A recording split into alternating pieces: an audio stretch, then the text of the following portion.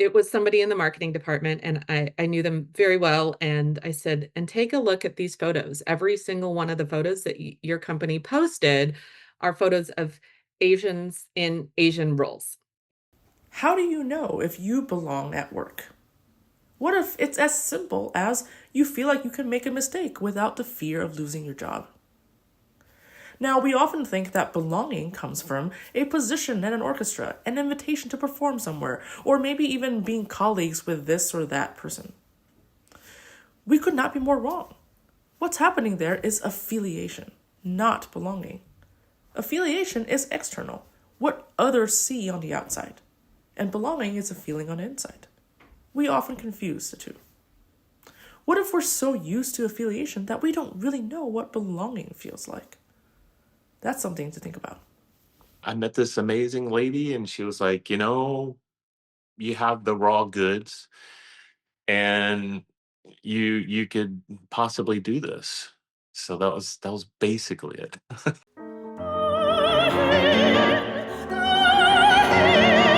So when I was very young, I actually found a drawing I made somewhere in the Philippines that I drew myself becoming a singer. I realized you can make music with other people, and it's really where I started to find my sort of sense of belonging and my first group of friends. I wanted to write plays, but I didn't actually know anything about the theater. Basically saw as many plays and read as many plays over the next few years. I always made up songs uh from when I was a really small kid, but I didn't know what being a composer was at that time, just because there was no model for that around me anywhere. Well, my voice didn't change till about 17. So I was still singing boy soprano in high school at 17.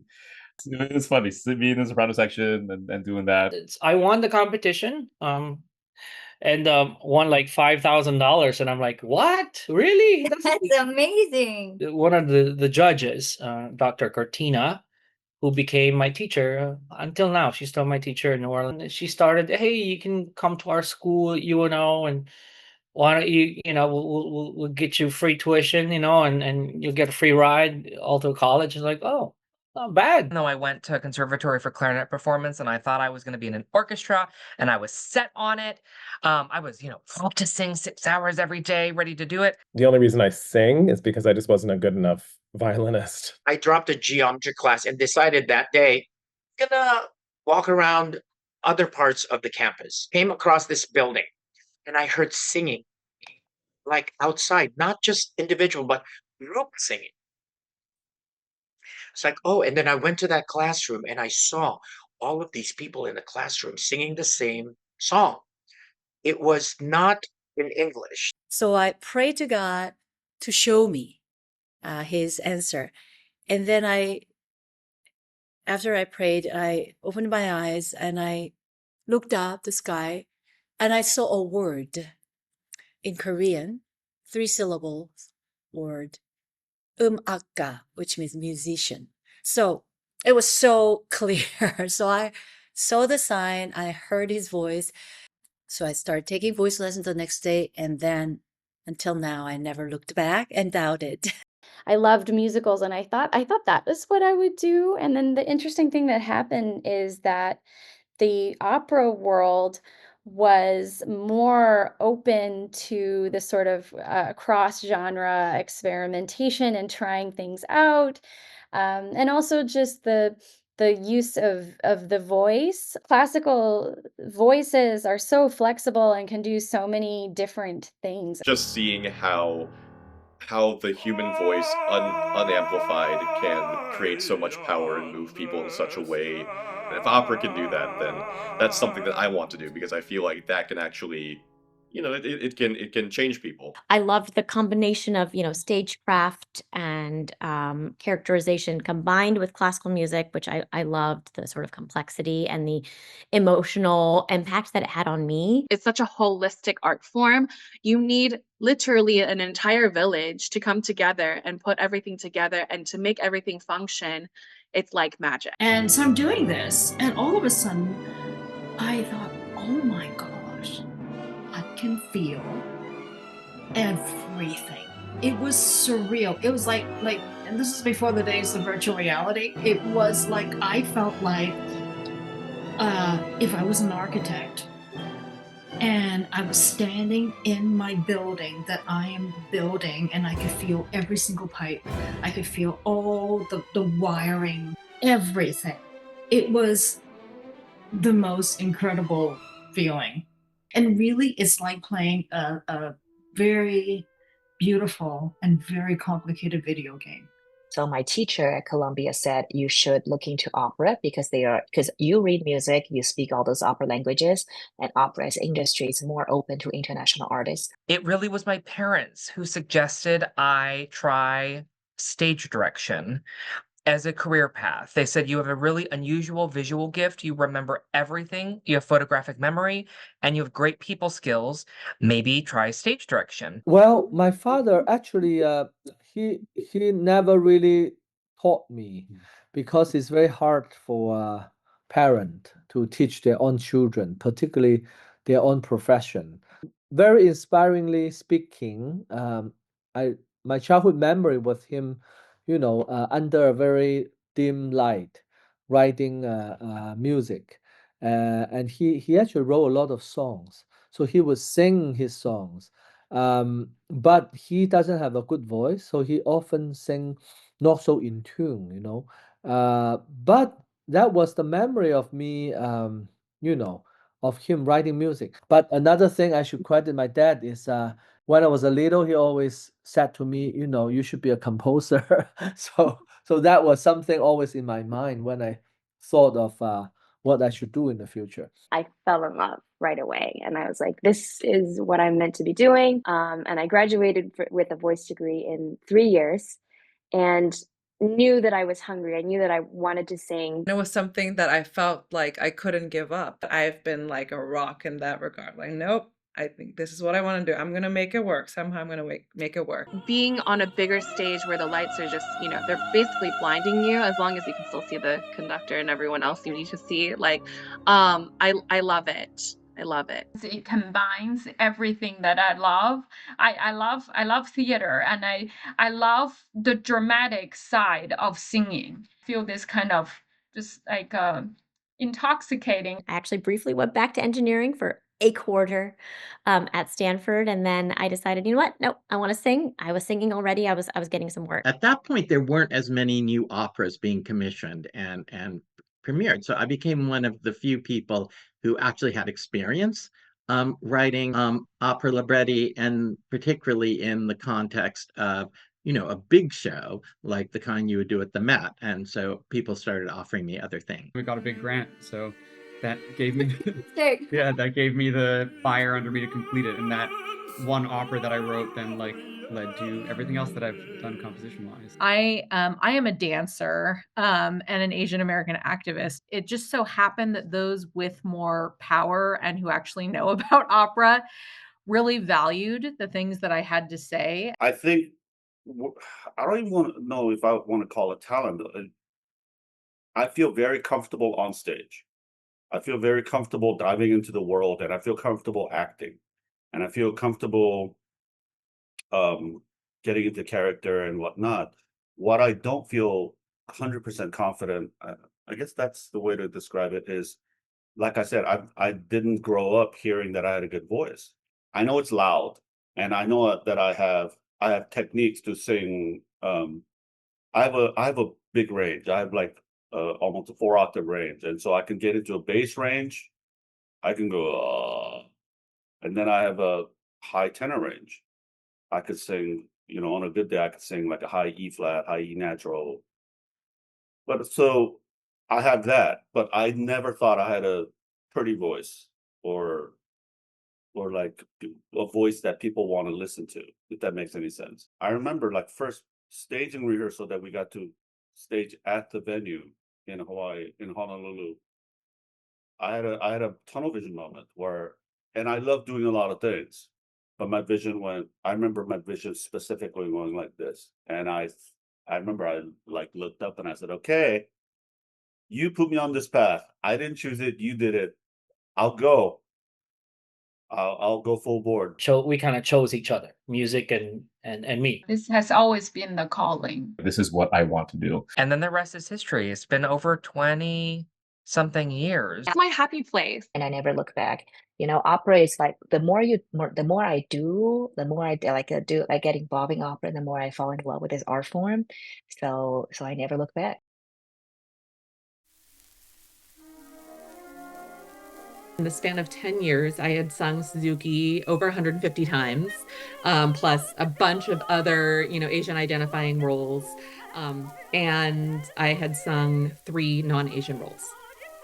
And in 10 years. And I myself didn't even know that was how bad it was. And, and I'm half Asian. I can be kind of ambiguous looking, right? It's not like you necessarily see me and go, oh yeah, she's definitely Asian. I realized is that like, if I didn't know how much my career had been pigeonholed, how was anyone else in the industry supposed to know? Because we're self-employed and we go from company to company to company to company, right? So somebody might hire me for Butterfly and I sing Butterfly, I get great reviews, they love working with me, blah, blah, blah, blah, blah.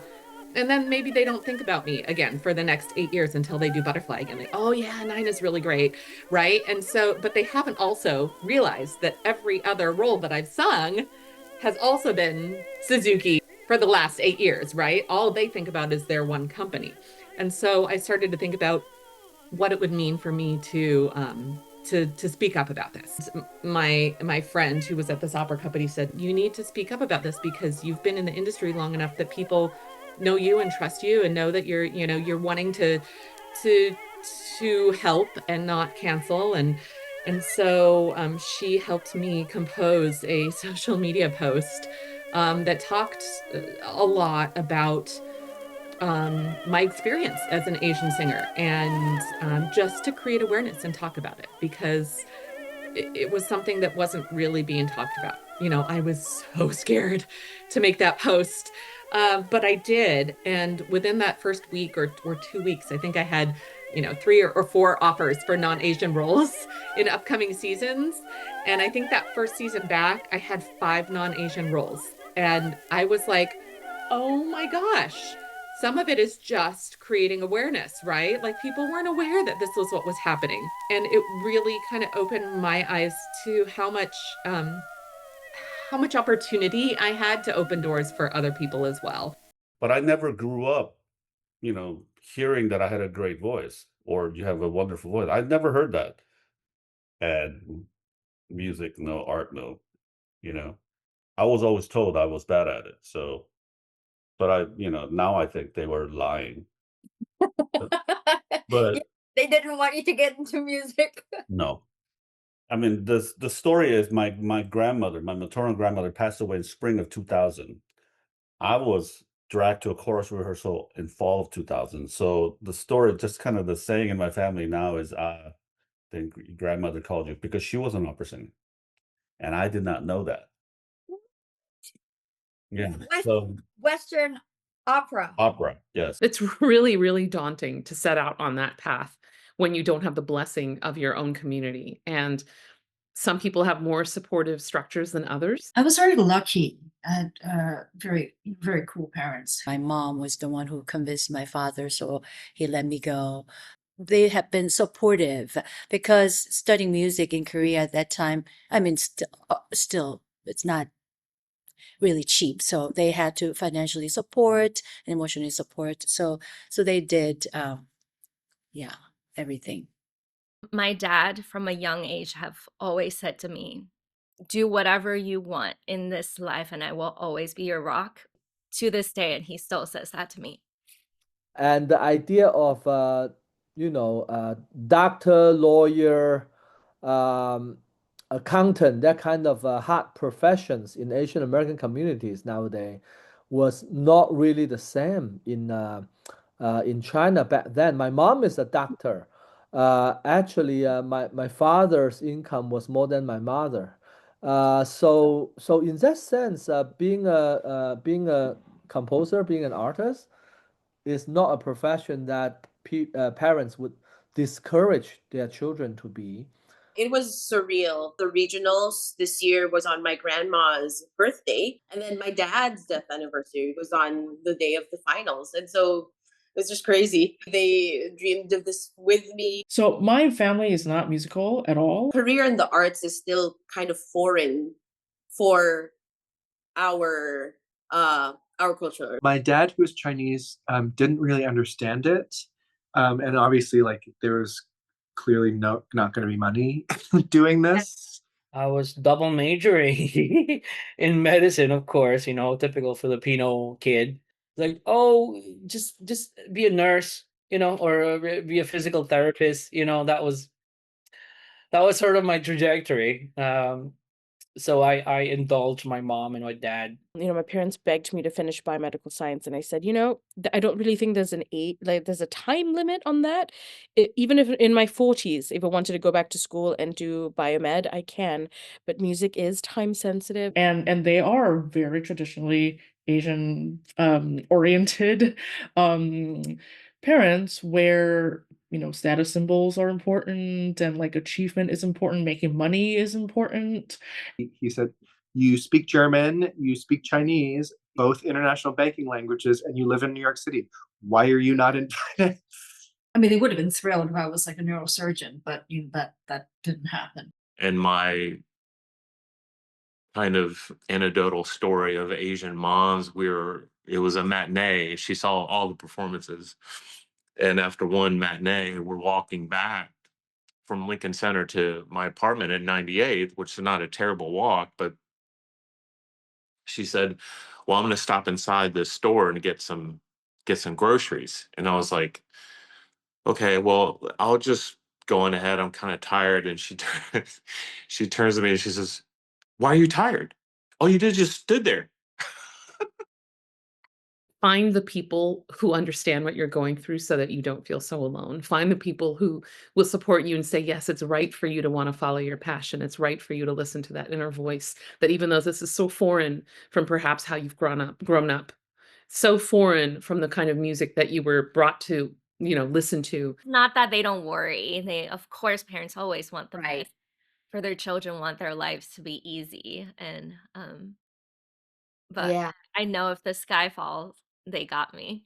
Then when I told them, Mom, Dad, I'm gonna major in music. My dad was okay. Of course, my mom, she gets a little bit over the top with her reactions. Are you gonna earn real money? And I said, because Dad, I would be so depressed, I would throw myself off of my beautiful penthouse balcony, that I spent too much money on because I would be miserable.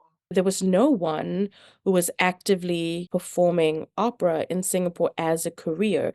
And also there was no one who was Indian who was doing that actively. And I started out my career as a professor. On my resume, always looked very good for my parents. I thought that those were stepping stones into a conducting career.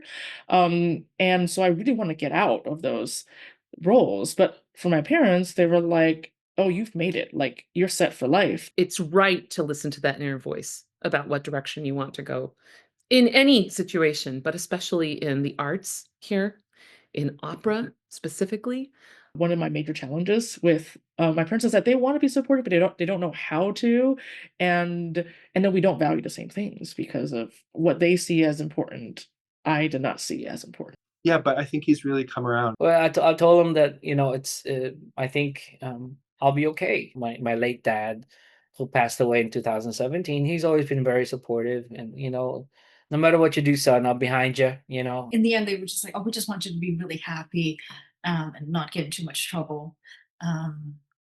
Little did they know that actually when you're in music, and especially in opera, you get to experience all the trouble that you are not supposed to get into by the very fact of like having to tell the story. I am doing Tosca next, and then in a couple of weeks I'm going to Norway for the first time to do Giselle. And I always think that got the best seat in the house, and I get to be I get to be the love interest. I get to be the partner. I get to be the bad guy.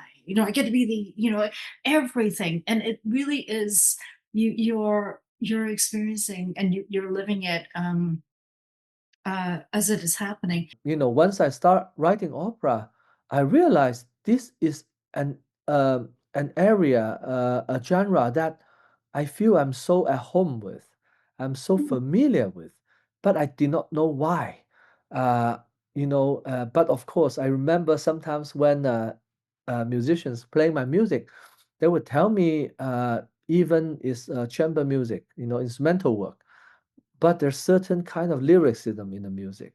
There's certain kind of drama in the music that is very unique, could be found in my writing.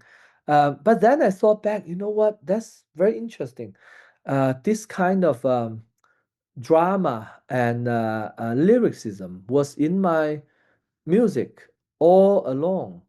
It was not new and was never left. It was always there. And of course, from my memory of my dad um, writing, singing out of tune of what he was writing, those songs.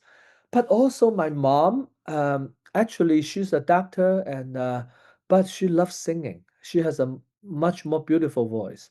So she was saying what to me when I was little baby, little kid, lullabies and singing, whatever song she knows. And that also was in my memory. But then, with the genre of theatrical and operatic work, when I was a little kid, I actually went to see opera with my grandmother in Hainan Island. Uh, and Western opera. No, Hainanese opera. Oh, Hainanese opera. Yeah. Yeah, so I remember that was in my memory, my first opera memory, um, long before I saw the live symphonic performance. So the theater, the opera, the voice actually was long in my memory before I start writing them. I start using them to tell story. So right now, I'm working on my 11th opera now.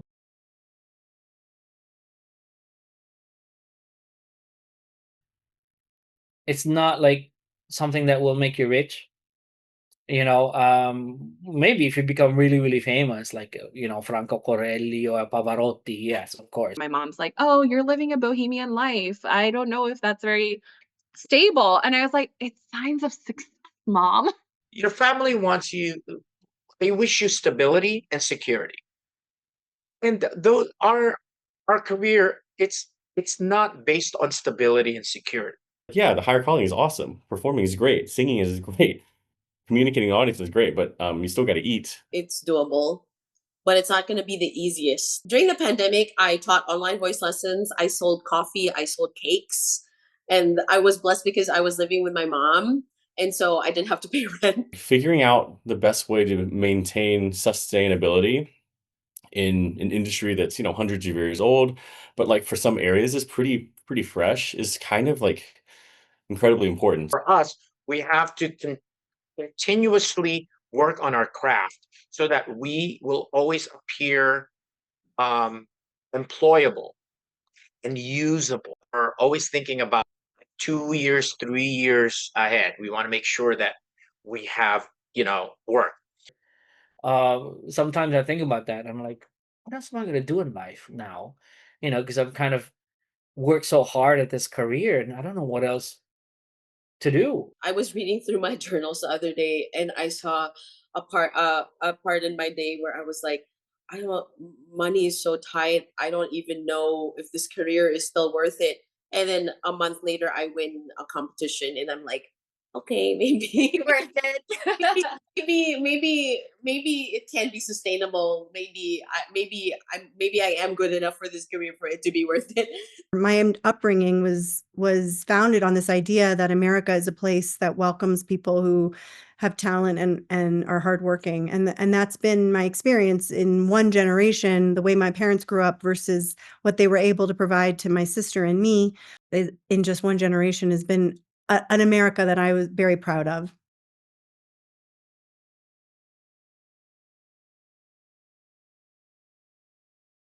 I grew up mostly in Alabama. I have some identity issues and I'm still figuring those out with my own like sort of Asianness. I am Asian American and I am proud to be of Chinese descent, and also I'm proud to be American. And I think it's important to live in that sort of space as well and figure out what that means to you.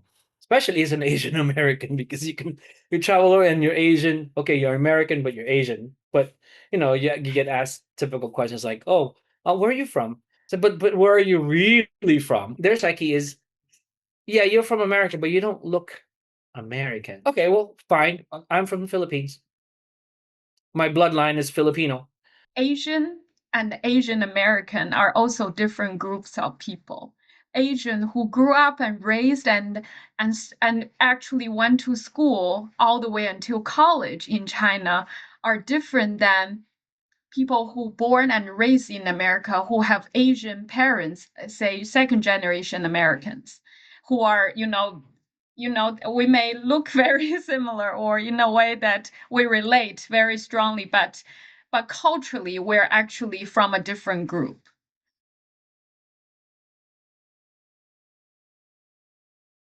But technically, any role that's like written by a European composer pre 1950s probably is not meant for someone who looks like me.